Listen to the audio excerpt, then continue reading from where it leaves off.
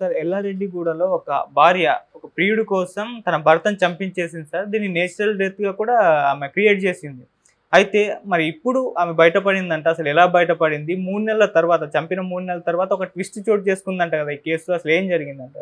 ఎల్లారెడ్డిగూడలో రాజేశ్వరి నగర్‌లో ఆహ్, రాజేష్, శ్రీలక్ష్మి అని ఇద్దరు భార్యాభర్తలు ఉన్నారు. రాజేష్‌కి 40 ఏళ్ళు, ఆమెకి 33 ఏళ్ళు.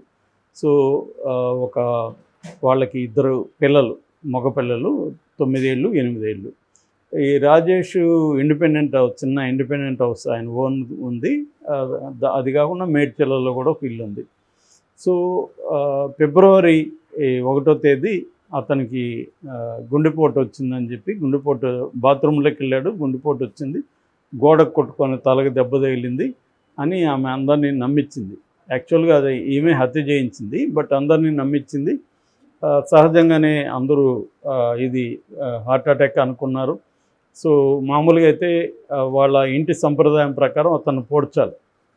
కానీ ఆమె హడావిడిగా శ్రీనగర్ కాలనీ శ్మశాన వాటికలో దహనం చేయించింది.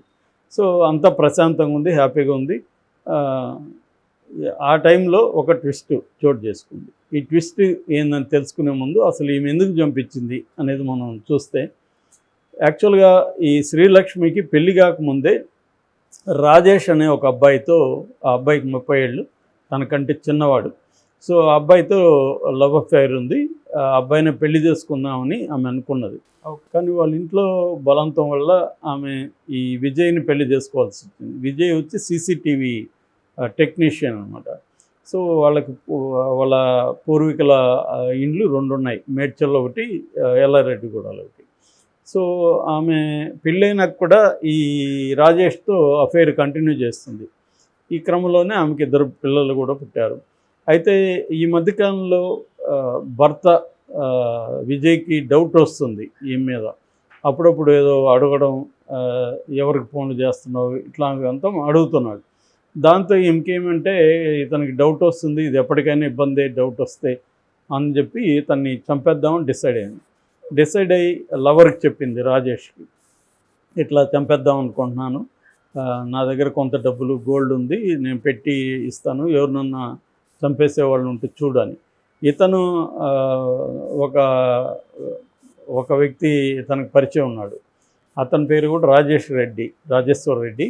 అతని మీద వివిధ పోలీస్ స్టేషన్లు 8 కేసులు ఉన్నాయి. చిన్న చిన్న పెట్టి క్రైమ్స్ చేస్తాను, ఎప్పుడూ హత్య కేసులు లేవు, దొమ్మి కేసులు, తర్వాత దొంగతనం, ఇలాంటి కేసులు ఏవో ఉన్నాయి. సో, అతన్ని కన్సల్ట్ చేశాడు.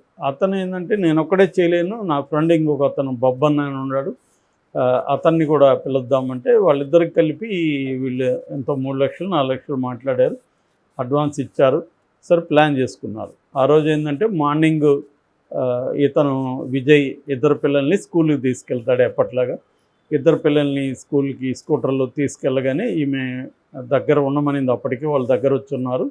వీళ్ళు వెళ్ళగానే ఆమె వాళ్ళకి ఫోన్ చేసింది. వాళ్ళు ముగ్గురు రాజేశ్వర్ రెడ్డి, బొబ్బన్ ముగ్గురు వచ్చి బాత్రూంలో దాక్కున్నారు. బయట గిడిపెట్టింది. ఈ లోపల పిల్లల్ని డ్రాప్ చేసి అతను విజయ్ ఇంటికి వచ్చాడు.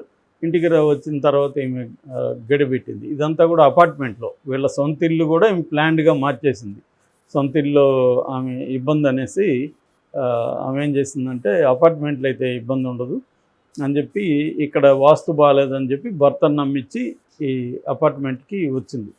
సో, గడిపెట్టేసి లోపల టీవీ స్పీడ్ ఇది వాల్యూమ్ బాగా పెంచి చూస్తున్నట్టుగా నరమాడి బాత్రూమ్కి వెళ్ళి డోర్ ఓపెన్ చేసింది. వాళ్ళు వచ్చి డంబెల్స్, రాడ్ దాంతో కొట్టారన్నమాట. కొట్టగానే ఇతను పడిపోయాడు. వాళ్ళని అడుక్కున్నాడు, నన్ను చంపకండి ప్లీజ్ అని. అయినా వాళ్ళు వినలేదు. ముగ్గురు అతన్ని పడుకున్నాక దిండు అదిమి ఊపిరాడకుండా చేసి చంపేసి వాళ్ళు వెళ్ళిపోయిన తర్వాత ఈమె బ్లడ్ అంతా క్లీన్ చేసింది, అతనికి బట్టలు మార్చి బాత్రూంలో ఇదంతా వీళ్ళు బాత్రూంలో వేసేసి వెళ్ళిపోయారు అనమాట బాడీని. సో, బాత్రూంలో ఇందాక చెప్పిన డ్రామా ఒకటి క్రియేట్ చేసింది. ఇంక ఏడవడం, అందరికి ఫోన్లు చేయడం చేసింది. దాంతో బంధువులందరూ వచ్చారు, హార్ట్ అటాక్ అనేది నమ్మించారు. సో ఈ మధ్య హార్ట్ అటాక్లు చాలామందికి వస్తున్నాయి కాబట్టి అందరూ కూడా నమ్మారు. బాత్రూంలో పడ్డాడు కాబట్టి చిన్న గాయమైందని చెప్పింది. సో అక్కడ పెద్దగా హెయిర్ దగ్గర కనబడలేదు కూడా, అంత పెద్దగా లేదు, కొట్టారు పడిపోయాడు. సో అందుకని అందరూ కూడా నమ్మారు. తగిలిన చోట కూడా బాత్రూంలో బ్లడ్ కొంత పూసింది. సో ఇవన్నీ జాగ్రత్తగా కూల్గా చేసింది. చేసినాక నమ్మారు. శ్రీనగర్ కాలనీ దీంట్లో పూర్తి చేసింది. పూర్తి అయినాక ఎవరి పార్టీకి వాళ్ళు వెళ్ళిపోయారు. ఈ రాజేశ్వర రెడ్డి అనే అతను ఏం చేశాడంటే దూరంగా వెళ్ళిపోయి 3.5 నెలల అజ్ఞాతంలో ఉండిపోయాడు. ఎవరితో టచ్ లేకుండా ఫోన్లు స్విచ్ ఆఫ్ చేసుకొని అజ్ఞాతంలోకి ఉండిపోయాడు. వికారాబాద్లో ఉన్నాడని చెప్తారు. అయితే సడన్గా అతనికి మొన్న వచ్చి పోలీసులకి సరెండర్ అయిపోయాడు.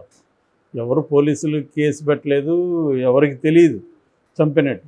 అతని పోలీస్ స్టేషన్ మధురానగర్ పోలీస్ స్టేషన్కి వచ్చి నేను ఇలాగా ఒక మనిషిని చంపాను అని సరెండర్ అయిపోయాడు. పోలీస్ షాక్ అయ్యారు.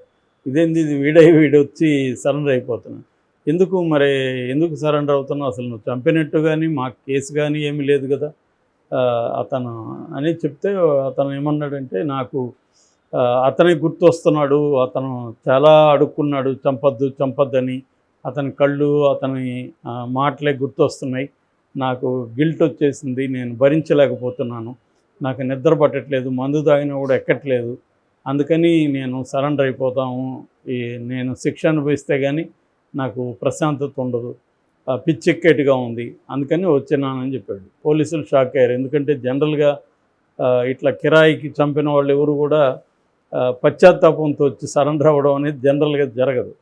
సో ఇప్పుడు ఈమె హ్యాపీగా భర్తతో ప్రియుడితో నడుపుతుంది. ఒక ఆస్తి, ఒక ఇల్లు అమ్మేసింది, మంచిగా డబ్బులు పెట్టుకొని ఎంజాయ్ చేస్తుంది. పిల్లల్ని అమ్మగారింట్లో వదిలేసి ఈమె ఎంజాయ్ చేస్తుంది. సో సడన్గా పోలీసులు వచ్చి ఆమెను, ఆ ప్రియుడిని, ఇంకా బొబ్బన ముగ్గురిని అరెస్ట్ చేశారు. సో ఇంక వాళ్ళు వీడు ఒప్పుకున్నాడు కాబట్టి వాళ్ళు కూడా ఒప్పుకోవాల్సిన పరిస్థితి ఏర్పడింది. సో ఇది ఈ మధ్యకాలంలో ఒక ఊహించని మర్డర్ స్టోరీ. అంటే జనరల్గా ఈ మధ్య మనం చూస్తున్నాము, విమెన్ ఎక్కువ మందిని చంపుతున్నారు, ముఖ్యంగా భర్తల్ని ప్రియుల కోసం చంపే ఇది కనిపిస్తుంది. అయితే ఈ స్టోరీలో 2-3 అంశాలు ఉన్నాయి. ఒకటి ఏంటంటే, ప్రేమించిన వ్యక్తిని పెళ్లి చేసేస్తుంటే అసలు వాళ్ళిద్దరు ఏమయ్యారో తెలియదు, కానీ ఇప్పుడు ప్రేమించినంత మాత్రాన వాళ్ళు కూడా గొడవ పడరు అనేది ఏం లేదు. అదేదో సామెత ఉంది. అంటే లవ్ మ్యారేజ్ అంటే ఏంటంటే నీ గుంత నువ్వే తవ్వుకోవడం, అరేంజ్డ్ మ్యారేజ్ ఏంటంటే నీ గుంత వేరే వాళ్ళు తవ్వడం. సో అలాగా వాడి గుంత వాడు తవ్వుకుని ఉండేవాడు.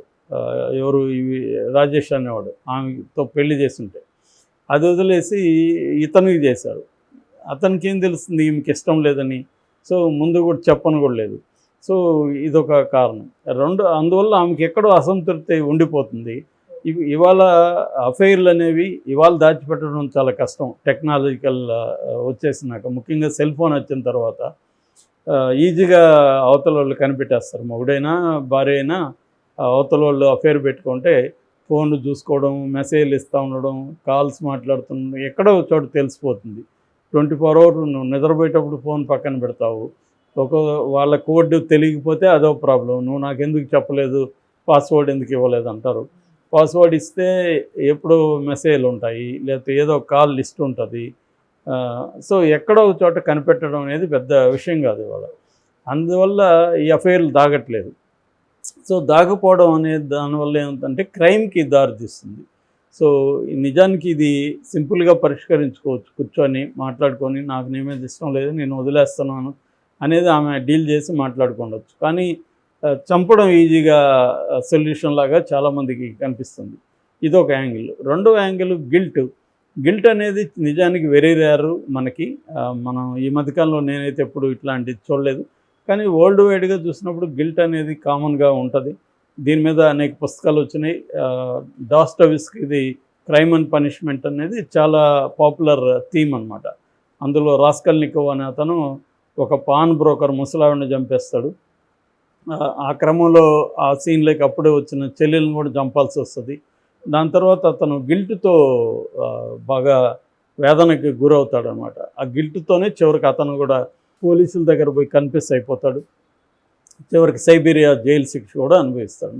సో అటువంటి థీమ్తో వచ్చున్నాయి. సో గిల్ట్ అనేది కొత్త కాదు, బట్ జనరల్గా అయితే గిల్ట్ అనేది జనరల్గా ఇట్లాంటి వాళ్ళకు ఉండదు.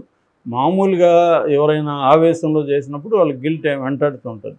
ఒక కిరాయికి డబ్బులు తీసుకొని చేసిన వాళ్ళకి జనరల్గా గిల్ట్ ఉండదు. అట్లా ఉంటే పోలీసులు ఒక్కొక్కరు 10 మందిని, 20 మందిని, 50 మందిని నక్సలైట్లను చంపిన వాళ్ళు చాలామంది బ్రహ్మాండంగా లైఫ్ని ఎంజాయ్ చేస్తుండేవాళ్ళు ఉన్నారు. వాళ్ళకేం గిల్ట్ లేదు. అత్యంత క్రూయల్గా కళ్ళు లోడేసి చేతులు కోసేసి ఇలాగ టార్చర్ చేసి చంపిన కేసులు వందలాది కేసులు మన ఆంధ్రప్రదేశ్లో ఉన్నాయి, తెలంగాణలో, ఆంధ్రప్రదేశ్లో. సో అలాంటి వాళ్ళెవరు గిల్ట్తో ఏమి రగిలిపోవట్లేదు, హాయిగా ఉన్నారు. ఎందుకంటే దానికి ప్రధాన కారణం ఏంటంటే మా డ్యూటీ మేము చేస్తున్నాం, నేను చేయకపోతే ఇంకొకటి చేస్తాడు, ఇలాంటి ఒక బ్యూరోక్రాటిక్ నేచర్ అనమాట. సో ఇదైతే కొద్దిగా విచిత్రమైన కేసు అని చెప్పాలి.